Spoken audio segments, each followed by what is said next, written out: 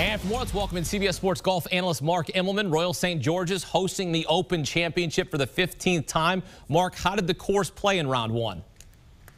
The course was everything people expected, honestly, Akeem. We'd had a very wet winter leading into this tournament, and so the grass was lush. It was a little softer than one would expect in the summertime of England, but this is the Garden of England, South England, so you can expect green and lush, but I expect it to firm up. And as the course played, it is just difficult, even when it's receptive. This morning, I thought the morning wave had the easier time of things. In fact, the lion's share of the low scores came out of that morning round. The afternoon, the winds kicked up, that northerly wind, which blows ill. I got to tell you, this golf course is a big area and there are a lot of crosswinds. And so we saw the afternoon wave have a little more trouble. But all in all, I thought it was fair. I thought the course setup was really good.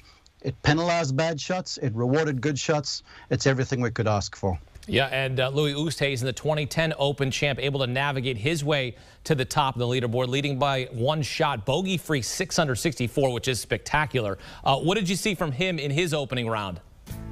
I saw more of the same. I mean, Louis has been a major championship fiend of late. He finished runner-up at the PGA Championship at Kiowa, finished runner-up at the U.S. Open at Torrey Pines, and he's just got that sort of a game. We know the golf swing is sweet and it like fell out of heaven, but the driver control was right on point today. The statistics didn't show it, but he hit the shots he was needing to. The greens in regulation number, the iron play was good. He hit the ball the right distance all the time. And then, of course, you see that pitch shot where there's creativity, there's patience, there's trust in oneself enough to hit the shot that's required. And in major championships, that is a big deal. In fact, he referenced it afterwards and he said, patience is the key. You know, it's a lot of golf. And major championships oftentimes, Akeem, are a war of attrition. You sort of just hang around and let the conditions take care of the competition. Louis was a masterclass today and really well-deserved. It was a spectacular opening day. His game around the greens is excellent, absolutely. 2017 Open champ Jordan Spieth right behind Oosthuizen, one shot back at 5 under. Mark, what is it about Spieth rising to the occasion when playing the Open Championship? Well, he's just good. I mean, we can't discount that. But the thing about links golf, it's kind of like Augusta National in a way, because Augusta National was Bob Jones' ode to the old course at St. Andrews, where you have to hit shots. The conditions with slopes, the different winds, you know, the creativity required. You can't go playing golf swing too much, and Jordan in the slump was doing some of that. In these conditions, you have to flat the ball, you got to hit it low, you got to hit it high. You might hit a 6-iron from 150, where ordinarily he'd go with that from 200 yards. So it allows Jordan to be the creative genius that he is. And then around these greens, you asked to hit different shots, and still, for my money, Jordan is just a wizard around the greens. That wedge of his is like Excalibur, and when he putts well like he did today, he's going to be a factor. He always will. Well, Spieth is the favorite to win following round one. Another big storyline, Bryson DeChambeau said, quote, his driver sucks. Carded a 1 over 74 in round one. Cobra, none two. Please, I'll even read you the quote. I'm sure you've seen it from one of the tour operations manager for Cobra Golf. Said, quote, it's just really, really painful when he says something that stupid. He has never really been happy ever. Like, it's very rare when he's happy, end quote. Mark, what's your reaction to Bryson's comments and the reaction from Cobra? And then ultimately, his first round at Royal St. George is not up to par for him at all. Well, I believe Bryson is a professional golfer. He knows better. He shouldn't have made those comments in the press afterwards. I can understand he might have been a little heated with a bad opening day, but then take a minute, you know, measure your words, act professional. So from that point of view, I'm not too impressed with the way he went about it. I'm somewhat surprised Cobra came out and said something, because ordinarily these guys are held in high regard. But, you know, I can see guys, they're working hard behind the scenes to give him what he needs. And from my point of view, you see him over here playing from the fairway on the 18th, where you can play some offense. You can hit irons to the right distance. The whole day, he just bludgeoned away with driver. He never geared down. He never played any strategy.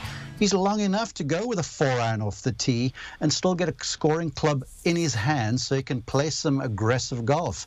You just got to gear back. You know, if the driver's not working, why try and flog the dead horse? Now, I understand this is who he is.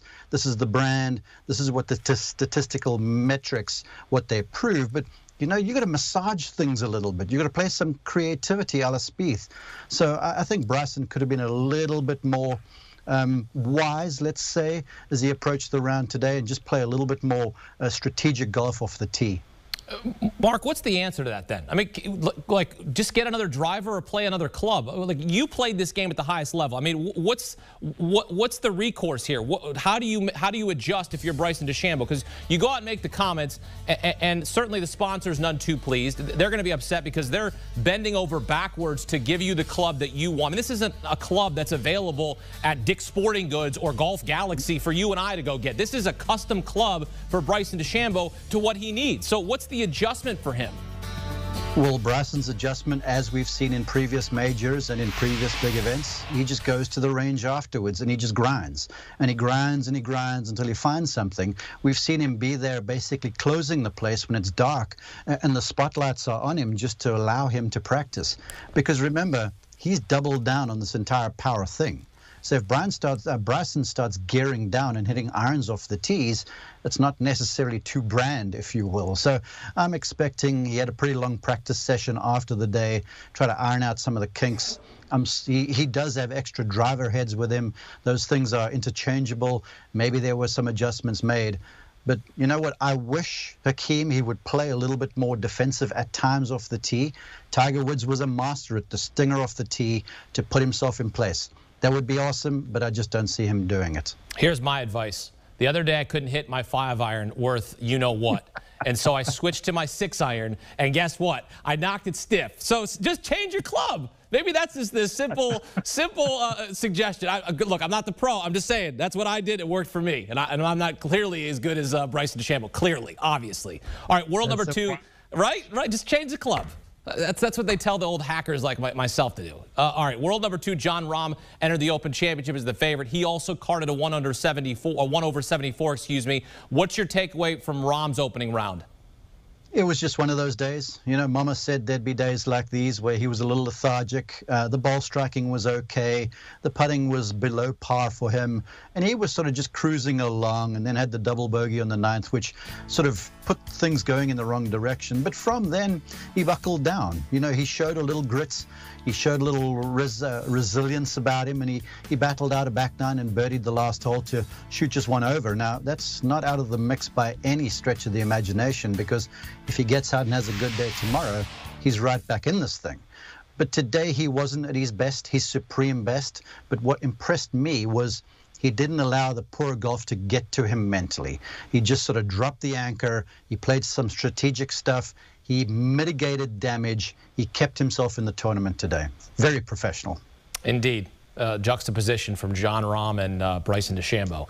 Jordan Spieth, certainly a pro's pro. He's the favorite to win following round 1 at plus 400, followed by Louis Oosthuizen at plus 450. Mark, who's your pick to win the 149th Open Championship after round 1 at Royal St. George's? I'm going to go with my homeboy, Louis Oosthuizen, and there's various reasons. The physical gifts aside, the mental acumen, the poise he's showing right now. But right now, I think a lot of the South Africans, Hakeem, are playing for a greater cause. Because over in South Africa, there's a whole lot of political unrest. There's looting. It's like a war zone over there in certain big cities. And all the South Africans, all of us abroad, we know about this. We've got people over there that we care about that are going through this, just these hellacious times. So I think there's a little something that might be spurring him on, maybe a divine inspiration, because many moons ago in 1995, Nelson Mandela unified the country behind the South African national rugby team in the World Cup, became the Rainbow Nation. I don't think there could be anything much better than to see a South African flag atop this leaderboard come Sunday afternoon. Certainly a feel-good story on that side of things. Louis Oosthuizen looking for his 2nd Open Championship. Last won it in 2010 at St. Andrews. Looking to go 11 years between Open Championship titles. Probably wished it hadn't been that long, but perhaps he puts himself in the mix right now atop the leaderboard at 6 under with a bogey-free 6 under 64 in round 1. Mark Immelman breaking it down for us here on CBS Sports HQ. Mark, thank you. And for more awesome golf content, join Rick Gaiman and his crew on the First Cut podcast. Mark Immelman, Kyle Porter, Jonathan Coachman, Greg Ducharme, a cavalcade of stars. You'll get tournament previews, including DFS picks and analysis. You'll also get round-by-round reaction to each PGA Tour event and major championship. The First Cut podcast. Download and subscribe today. Do you want a sports network that delivers everything that matters about the game? The highlights, the picks, the instant analysis, no yelling, no fake debates, no politics. Hit the subscribe button and never miss a moment.